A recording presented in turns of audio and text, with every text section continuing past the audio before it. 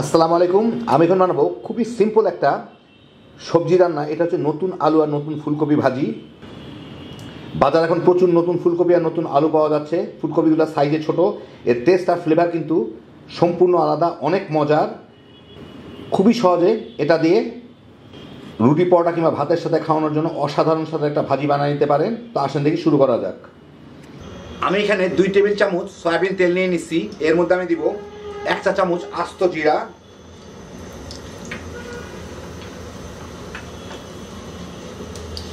এই কয়েক সেকেন্ড জিরাটা একটু নাড়াচাড়া করেই এর মধ্যে আমি দিয়ে দিচ্ছি মাঝারি সাইজের 2টা আলু। আমি ছোট কিউব করে কেটে রাখছি, ওগুলা দিয়ে এটা একটু ভেজে নিব।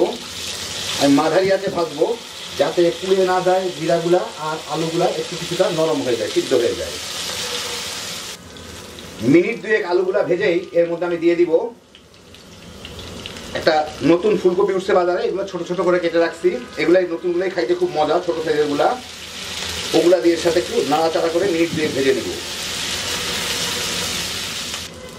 3-4 মিনিট ভেজে এগুলো একটু পোড়া পোড়া দাগ লাগা শুরু হইলে, বাদামি দাগ লাগা শুরু হইলে, দেখেন ফুলকপিটির মধ্যে বাদামি দাগ লাগা শুরু হয়েছে। এর মধ্যে আমি দিয়ে দিচ্ছি আধা চামচের মতো হলুদের গুঁড়া, স্বাদ মতো মরিচের গুঁড়া, স্বাদ মতো লবণ, 3-4টা কাঁচামরিচ একটু ফেলে রাখছি, ওগুলা দিয়ে এটাকে একটু ভেজে নেব মিনিট 2। এটা ঢাকা টাকা দেওয়ার দরকার নাই, কারণ এই মাঝারি আছে ভাজাটার ফলে এটা ভাজা ভাজা হয়ে যাবে, সিদ্ধও হয়ে যাবে। আরও 3-4 মিনিট ভেজে এর মধ্যে আমি দিয়ে দিচ্ছি কিছু মটরশুঁটি। এগুলো ফ্রোজেন মটরশুঁটি ছিল, ফ্রেশ হলেও একই অবস্থায় দিবেন, কারণ মটরশুঁটিগুলো বেশি ভাজা হলে কিন্তু কোকড়ায় যাবে, মানে কেমন ছোট ছোট হয়ে যাবে। আর মটরশুঁটি সিদ্ধ হতে বেশি সময় লাগে না। এখন এর সাথে দিয়ে এই মাঝারি আছেই ভেজে মটরশুঁটিগুলো সিদ্ধ করে নেব। আলুগুলা প্রায় এই যে দেখেন সিদ্ধ হয়ে গেছে, একদম চাপ দিয়ে গলে যাচ্ছে। ফুলকপির অবস্থাও তাই। আর এই সময়কার ফুলকপিগুলা এরকম একটু ভাজা ভাজা হইলে ভালো লাগে খাইতে, নতুন নতুন ফুলকপি। যাই হোক, এটাকে আরও 2-3 মিনিট আমি ভেজে নিব। এইভাবে 2-3 না 3-4 মিনিট, আরও প্রায় মিনিট 3-এর মতো ভাজলাম। সবগুলাই সিদ্ধ হয়ে গেছে, মানে ফুলকপিটাও সিদ্ধ হয়ে গেছে। এখন কেউ চাইলে দিয়ে, এটা কিন্তু স্বাদ অনেক বাড়ায় যে কোনো সবজিতে, সেটা হচ্ছে সামান্য একটু চিনি দিয়ে দিব। আমি এখানে 1 চা চামচের মতো চিনি দিয়ে দিলাম। এটা মিষ্টি লাগবে না, কিন্তু